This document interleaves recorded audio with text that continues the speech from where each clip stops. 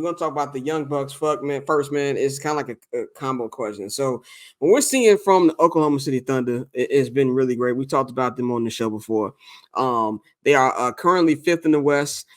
Shea Gilgeous-Alexander, Chet Holmgren, Jalen Williams, they are combining an average and combined 63.7 points per game right now. Not just only that, Chet is doing it defensively. And we even got guys like Josh Giddey who've been coming in and bringing in good games, averaging 16 points per game. And he's giving you he had like 8 assists the other night. That's going to play in. This team had a big win over the Phoenix Suns the other day. I mean, actually last night.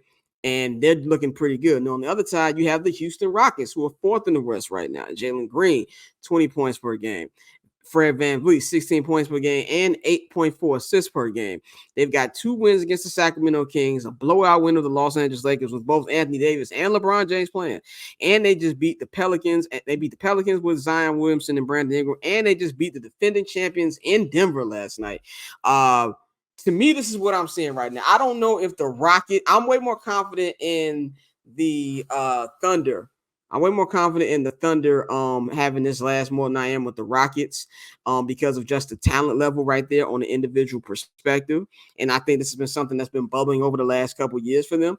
But what I do love what I'm seeing from Houston is, first of all, Ime Udoka, he might be a fornicator, which I really don't care about. I don't even know why it's that big of a news. I don't give a shit about what this nigga does. By the way, Jeezy, you not low. If we had summer sessions this week, I would talk about that Jeezy interview. But we're going to talk about that next week when we do summer sessions. But Ime Udoka is a really good coach. And what you're seeing, it's just a different energy in Houston right now. Like you spend all that money on Fred VanVleet, he's instantly coming in making an impact. Jalen Green is being young and he's actually starting to play better and coming in like more of an offensive leader on that team. This is a team that had 0 direction last year. They're actually a team right now. We can talk shit about Dylan Brooks all the time. He brings the edge to that team. He's been playing well, and they've been beating some good opponents. Whether it's early or not, it's been good to see. I don't know if this is gonna last. I still don't know if I would pick them to be a play-in team out west. They might miss it by a little bit, but if anything, this is a team on the rise. Dante, what do you think about what you've been seeing from these two young squads in the Western Conference? I like the Thunder a lot. I agree with everything you said about the Rockets, especially with Udoka. And shout out to Matt Barnes who saying he was never coach again. It was a great call. The extreme overreaction. Man, that was crazy. But I really like the Thunder with Shea and Chet. And Chet is gonna be a fucking problem, bro. Like he is as advertised. We just need him to stay healthy. I think with someone at his size, and we see how everything has transpired with Kevin Durant, although they're 2 different people, but at the same time, similar frames, and the lower body injuries.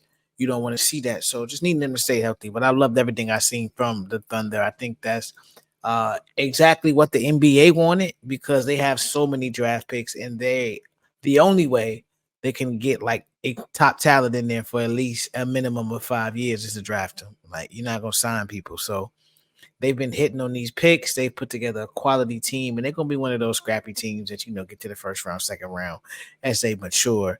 But it's also eerily similar, and like, I don't want to predict the future or anything like that, where you had 3 MVPs there and they ended up leaving. So as they become superstars, you can see Shea, Chet, bouncing and going somewhere else. So so far I like what I see. And like you said with the Rockets, I like Jalen Green a lot. I like young athletic wings. That's what we've seen lead to championships in this league.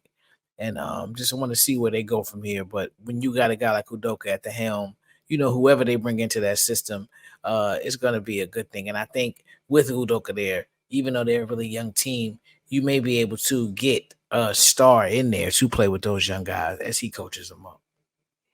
Bang, what you think on these young Bucks? First of all, with the Houston Rockets, I'm shocked. It was just a very immature team. Let's be real. That team, remove the domestic violence nigga out. Who? Oh, you talking about who? Oh yeah, I forgot about that. Yeah, buddy. Just taking him out. That team was still very immature. You bring in Fred VanVleet. You don't bring in James Harden like that. Even thinking about it, they gave told Fred James Harden no. They told him, nah, fam, we good. We're good. You could come back to Onyx and party, but you're not playing with the Rockets, my G. And that's what also caused probably some of this spiral that we have right now. But that team was still a very immature team.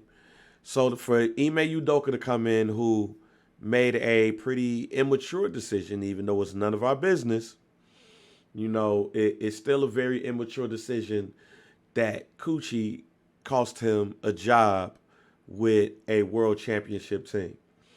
So when you look at Ime Udoka, who's a pretty good coach there, you look at him and you say, all right, you was a good coach there with all of this talent. Jason Tatum, Jaylen Brown, even though he can't dribble towards his left. You know, other folks. You know, what happened if you come to this young ass team? And it makes me feel like the Bulls made a dumbass decision because we should have had Nia Long courtside at Bulls games till she found out that nigga was cheating. Because that man, Ime, is coaching his ass off. Them players responding. And he probably having a fun time because he lives in Houston. They all probably having a great immature, but keeping it on low time. Now with OKC, this is expected. Why? Because when you got all them first round picks, you better get something. And they hit on trading to get Shy. And then you got Chet, Josh Giddey over there. What's my man named? Jalen Williams? Jalen Green. You talking about on the Thunder? Yeah, Jalen Williams. J-Dub. Yeah. Yeah, like that whole team is young, and eventually, if properties, players stay together,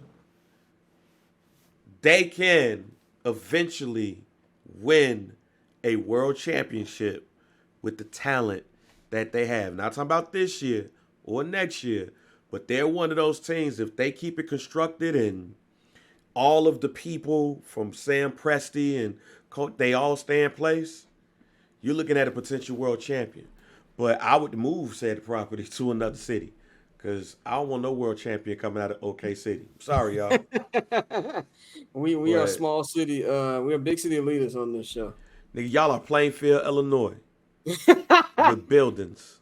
And paper on display, haters old news, money on the other line, so I'm not gonna hold you. Money on the other line, so I'm not gonna